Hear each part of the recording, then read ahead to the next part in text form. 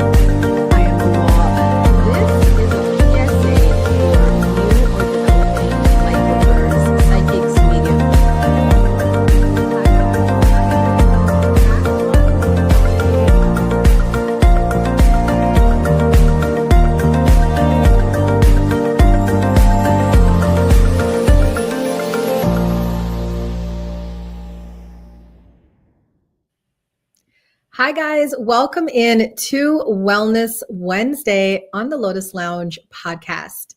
I'm your host, Uma Alexandra Beepat, and tonight we're diving into a topic that touches so many women: rediscovering yourself after life has stretched you, shaped you, and sometimes worn you down. Women are masters of adapting. We shift, we bend, we step into roles. We show up for everyone until one day we look in the mirror and wonder where we went.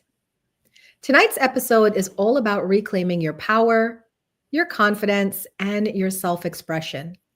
It's about finding your way back home to yourself and honoring the parts of you that deserve to be seen. My guest tonight is someone who embodies strength, heart, and resilience. Jenny Handy is a motivational speaker, a certified high-performance coach, and the creator of the YouTube channel Unconventional Coach. Jenny helps people rebuild confidence after hardship, uncovering the beliefs, stories, and experiences that dim their light and guiding them towards renewed possibility and self-belief. Her talk at the Shape Her Summit, The Power of You, is already inspiring countless women to step into their truth. And tonight, she's here to share that message with us. Jenny, welcome to Wellness Wednesday. Thank you, Uma. It's so nice to be here. That was a fantastic intro. And it was so great meeting you, and I cannot wait for this upcoming summit. I know. So again, guys, I know you guys are probably tired of hearing me, but I met Jenny, like I met Greta, like I met Laurie at the Fearless Women Summit in Washington, D.C. We were all speakers there. And, there was just, everybody was great, but there was just some speakers that I was absolutely moved by. And Jenny was one of them. So I'm excited to dig into this topic of yours, the power of you reclaiming confidence through self-expression. What led you to come up with that topic, might I ask? That's actually a very interesting question. So I came up with this topic thinking about how I personally had shifted over time, being a mother, being a wife, working in a male-dominated office building. And I realized after time that I had changed who I am. And I was no longer finding, joy in myself or things that I wanted to do. So once I started looking at that and looking at my friends around me and other women that I knew, I noticed that it was a trend that we all shift and change our identities through different periods of our life. Not necessarily in a bad way, but we eventually lose track of our own interests and our own needs. And I thought it was so important to highlight to women and let them know that they're not alone and that there are other women out there who go through the same thing. Absolutely. You speak so beautifully about the roles women take on. And I don't think a lot of people, especially men, we love them, but especially men, they really think about it. The shifting, the adapting, the constant evolving. Where do you see women begin to lose themselves in that cycle? And how does that loss of self show up in their confidence? So it can be different for every woman because obviously not every woman is going to become a mother. But for the Right. women who do, once you have those children, you naturally shift to do what you need to for them, to raise them, nurture them. And you're there 24/7. And if you have a spouse or a significant other with you, then you're kind of helping to run the household and shifting into roles they need. So over time, everything you do is for them, not for you. And if you're, for example, a leader in an office building, there's a kind of an understood role, kind of unfortunately, that women shouldn't be leaders in some circumstances. So you Mm. change your personality, you change how you interact with other people to kind of fit into that role. And over time, I think that it really causes you to lose your confidence because you're no longer sure who you are as a person. You've shifted so much for your family or for these leadership roles that you just aren't sure anymore and you kind of get unsteady. So finding your way back can be a bit challenging and there can be a lot you have to. And you know what's funny is on a personal note, I find like for myself, the idea of roles has plagued me my whole life, right? Mhm. From being the dutiful daughter to being the loyal girlfriend to being the always there mom to Yeah. being the supportive partner. And now that I'm in my 40s, I'm entering that weird perimenopause, menopause stage where my Hmm. is just fighting back and my body's like, I want to sleep at 2 in the afternoon and I want to be up until 3 in the morning. Right? I know. That's so true. And it affects our roles because when everybody's asking you to show up so much, Hmm. it's like how do we maintain these roles? I'll tell you a funny little story is that I recently told my partner, and my son is home from college. One of them is home from college. And I told my partner and my son that, I'm having insomnia right now. Not forever. Hmm. I've never had insomnia, but this part of my perimenopause journey, I'm having insomnia. I'm up till 3, 4, sometimes 5 in the morning. I said, Yeah. so I'm going to work. I'm a streamer, so I'm going to work and Hmm. I'll just be up. And it makes me sad because, the house is sleeping and everybody's sleeping and I'll be up by myself. And they started staying up with me. Uh-huh. So now it's like I expressed myself and it warmed my heart that they were able to they changed their schedules to be on my schedule. And I just thought about the idea of you talking about the power of self-expression because your Yeah. message centers a lot on reclaiming confidence through self-expression. So Hmm. I know why it was important for me, but for you to the audience, the viewers, the listeners, why is expressing ourselves, our voice, our story, our truth so essential for rebuilding our confidence? It's important because we are unique individuals. We are a gift to the world. Out of the millions and millions of people, we exist, and that in itself is a miracle. And we should be proud of that and proud of who we are. And to have the courage, like you just mentioned, to have the courage to express to your family that you were going to stay up late because you needed to do this because of your perimenopause or whatever reason. And you had the courage to say that, which might not have felt like courage at the time, but it actually was. Many people will not say their needs to their family or friends. And so having that courage is one step towards the confidence. And then we also have to look at what are our interests and our joys, what makes us happy during the day that is outside of our family and friends. And that is that unique, special thing that you can put out to the world that is just yours, which a lot of people think is selfish. And it's not. It is you being you and giving that gift back to the world because that's how you bring your happiness and your joy to everybody around you.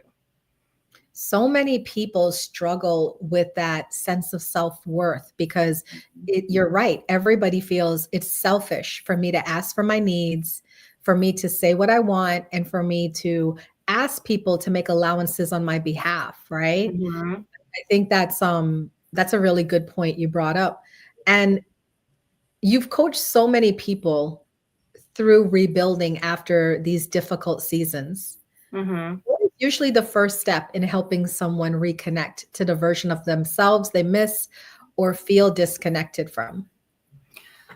The interesting thing about that question is that when we look at the hardships and things that life throws at us, right? It's like an umbrella. There's kind of 5 different categories, if you will. You look at failure if something has happened, and these are umbrella terms. It can be something different for everybody. Or you look at grief, or if you're mistreated, or if you're lacking support from your significant other or your friends or family, or if you feel like you're missing your purpose, right? So any number of these can happen to you, or all of them can happen to you in your life. And when you're trying to bring yourself back from whatever occurrence has happened, you need to first look to yourself and decide, what is my favorite thing about myself? Not how I treat other people, or do my kids like me? Do my friends like me? How much money do I make? No. What about you do you value the most? Do you find the most special and are you proud of? And if you can find that one thing that you are proud of for yourself and you focus on that, that is the first step towards building back to that confidence that you want to have. Because too often we just ignore what we value in us and we look to other people, how they value us. But we have to go inside. I have to give her spirit fingers for that, guys, because I did this, and like I'm sure when you talk about things, you know it for yourself, you know the truth of it, but Mm-hmm. you're sharing it with people who don't know the truth of it. And I have to second what she said, because I've always loved my quirkiness. I Yes, me too. right. I'm a quirky individual. I am strange. I'm weird. I don't think like people do. Um, and I remember one time my partner is also a streamer. And while he was on stream, someone asked him, "What's the biggest thing you love about Uma?" And he said, "She's just weird." And I was I like, love it. yeah, I was like, that's so cool that he correctly identified, you know, what I love about myself. So I think that's a really great thing, that for people Mm-hmm. to reconnect to the version of themselves they miss or feel disconnected from is to just love a certain aspect of themselves. That's true. And I personally, I wasn't even willing to do that until probably the last 5 years, right? Like I'm 50 now, and it took me till I was 45 to be like, I'm okay being me. I kind of like myself. So I Yeah. think, we just wait too long to love who we are as people. And what's funny about that is I say to people all the time, it wasn't until I hit my 40s that I found my strength Mm-hmm. to just, this is who I am, take it or leave it. And as a streamer, I tend to get a lot of younger females in my streams, 20-year-olds and 30-year-olds, and I see them struggling with It's a sense big. of self-worth. Yeah, so much. And my heart is really going to them, because I always say to myself, I wish I had a Uma in my life when I was growing up, right? Like the Yeah. closest would be my Auntie Paula. And she lived her life fearlessly. She didn't care what nobody thought. She Mm-hmm. wore eccentric outfits and she was eccentric. And I loved it about her. And she Yeah. really, in her way, taught me to be that kind of person. Do you feel like, as this is just an off question, but Yeah. as women in our 40s, we should spend more time invested in the younger generations? I really do, because if I had somebody like me or you when I was in my 20s or 30s, I may have made some of the mistakes that I did, but I think my confidence would have been where I am now. I wouldn't have been questioning myself and comparing myself to so many other people and thinking Yeah. that I had to look a certain way. I had to do a certain thing. I had to have a certain job. And I think a lot of the young people today really struggle with that. Like I have a daughter who's 25, and I watch her and I'm like, I really want to, let her know that she's perfect the way she is. And thankfully, she's like, Mom, I love who I am. And I'm like, well, good. I'm so glad you do. Yeah. Because people her age just don't think of it like that. You can see them like even online, right? They doom scroll. they're watching these influencers and stuff, like looking at these things that they think are perfect bodies and perfect lives and perfect everything. And they're losing their sense of who they are in that exact moment. And they don't know what's happening. And that's kind of like what I talk to about people. It starts when we're so young. Like even in childhood age, we start to change who we are to be that perfect daughter, to be the perfect sister, to be the perfect, friend to our kids in school. And once you start that when you're younger and you keep going and you keep going and you keep going through your 20s, through your 30s, by the time you get to your 40s, you're exhausted. And you're like, I am just done trying to fit in with what everybody thinks I should be. I want to be me now. And so that's where you have to start doing your own self-expression, finding who you are and putting yourself out there. And guys, it's still difficult for women in their 40s, their 50s, because I recently, like just this week, I had a professional photo shoot, and it was a struggle for me because I haven't seen myself on camera in a couple of years, since before the pandemic. I used to take photo shoots all the time, and I had to do it. I didn't want to do it. I had to do it because for my website redesign. And I went there, and the photographer was super nice, and he took the first photo.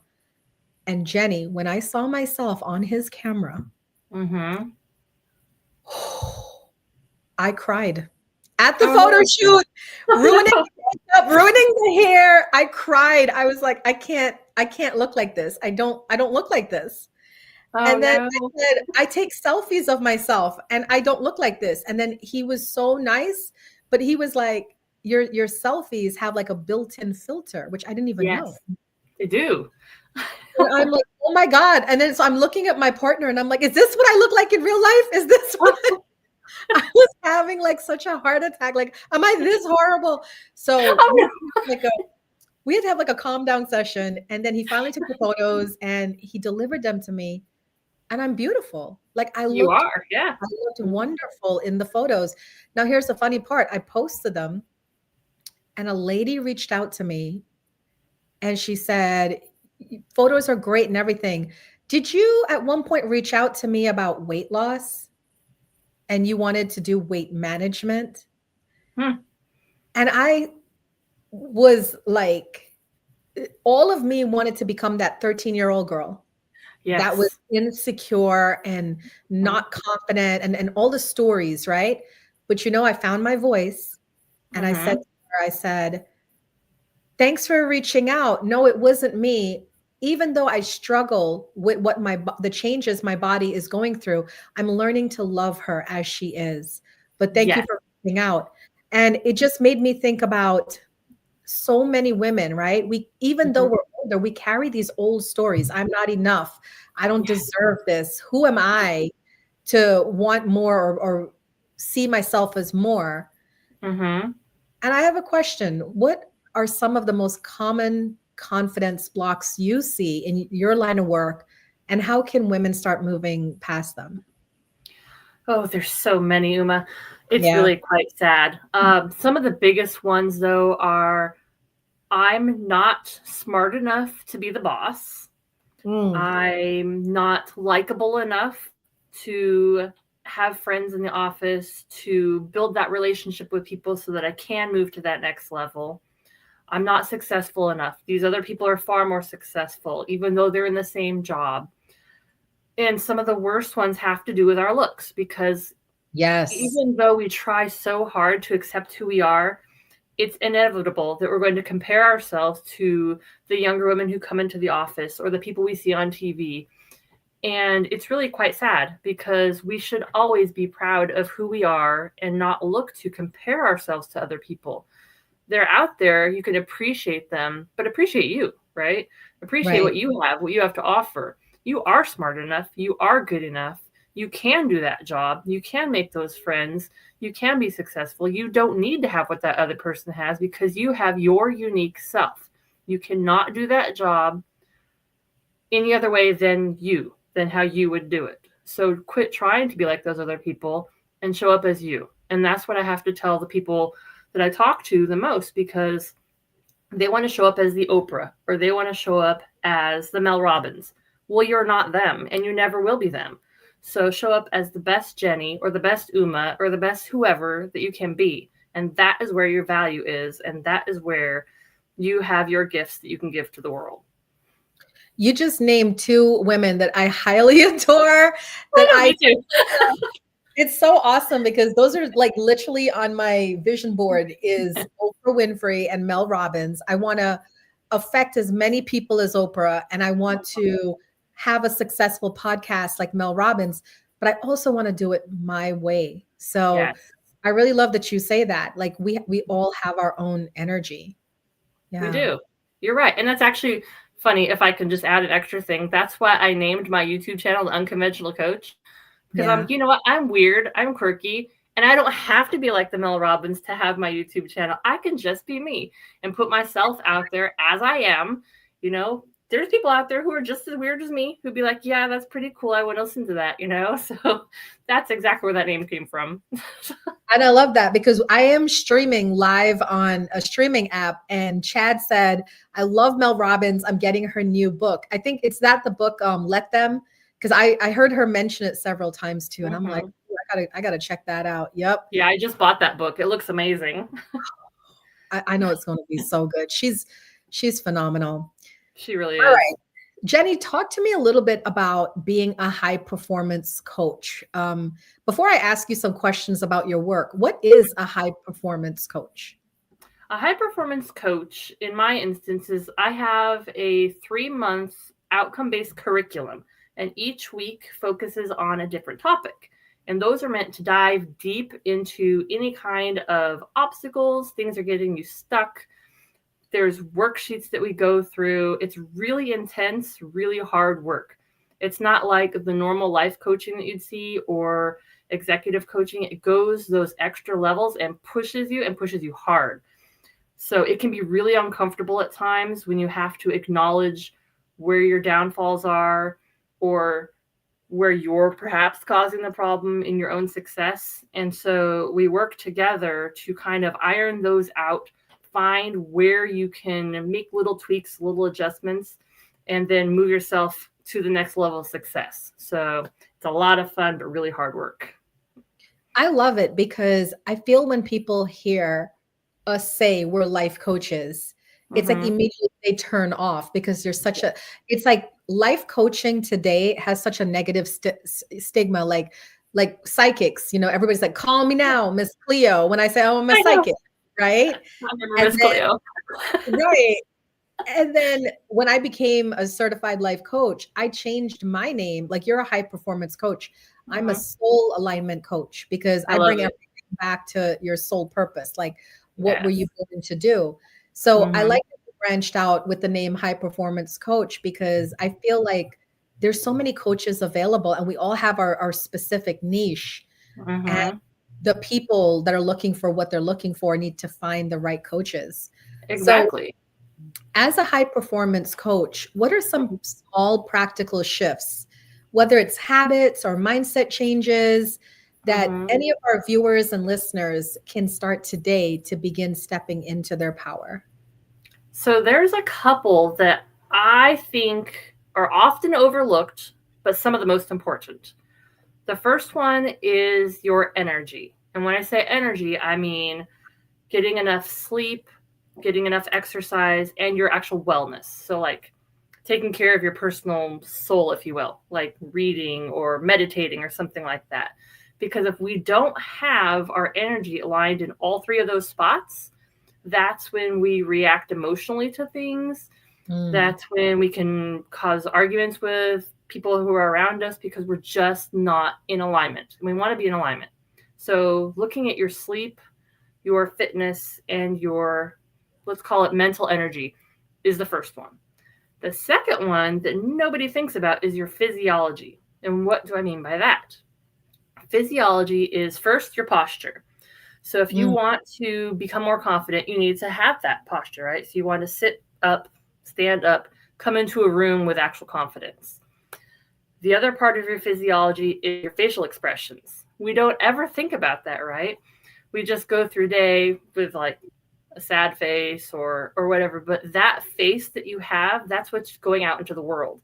So you want to have whatever expressions promote confidence for you or engagement, where you look like you're engaged with a person's conversation that you're having, or that you care about what they're saying to you. And then your gestures. If you're sitting with your hands in your pockets, you're going to look like you're really not interested, not having a good time, not confident, right? Mm-hmm. And then I would say the other one would be your voice.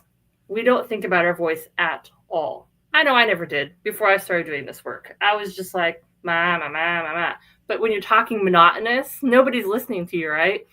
So you want to kind of pay attention to those 4 aspects of your physiology. So you have your physiology and your energy. Super easy as first steps, right? You just have to pay attention to them. And then a third one that I would offer up would be courage. And it doesn't seem like that would be easy, but it actually is.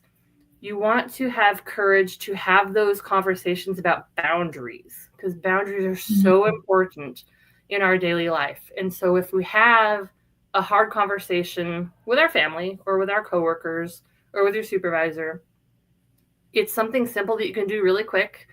And that gives you that mental space where you can then focus more on what you need to get done, so you don't feel overwhelmed, stressed, lost in the frenzy of the day. So those are the 3 that I would recommend starting with.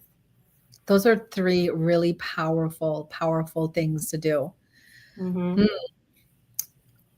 We're gonna wrap this up soon, but before we do, I want to ask you, for our listening viewers and our listeners, what is one message you wish every woman could hear about confidence and self-worth? Oh, it's so important.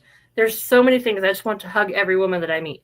But the thing I want them most to understand is that no matter what is going on around you, no matter what anybody is telling you, no matter what you are thinking inside of your head, you are good enough, you are smart enough, and you can do whatever you are trying to do. You just have to focus on yourself and take those tiny steps. Everybody can do it. Everybody can be successful. We just get lost in the noise. So focus back in on yourself and you will get there. You can do it. You don't need anybody else. Wow. Mm-hmm. Jenny, this was such an inspiring and heartfelt conversation. You reminded us that confidence isn't something we find out there. It's something we rebuild from within. And no matter what life has taken us through, the power of who we are is still inside of us, waiting to be reclaimed. So I want to thank you for sharing your wisdom, your story, and your passion with us tonight. And before we close, can you please share where our viewers can find you, follow you, or learn more about your coaching and your YouTube channel? Yes. So I'm on Instagram and LinkedIn. They can find me at Jenny Handy Mastery Unlocked. My YouTube channel is Unconventional Coach. Easy to find. I'm the only one on there. And then my website I sent to you, I believe it'll be in the video description, so they can reach me through there as well. Yeah, I'm going to have all your links included in this YouTube and the podcast description. So for anyone listening, all you have to do is just check the event description and you'll be able to find Jenny there. Okay. All right. Thank you so much again, Jenny. I really appreciate you for joining us. And thank you to everyone who tuned in live or is watching the replay. As you move through the rest of your week, remember this: you don't need permission to shine. You don't need to shrink to make others comfortable.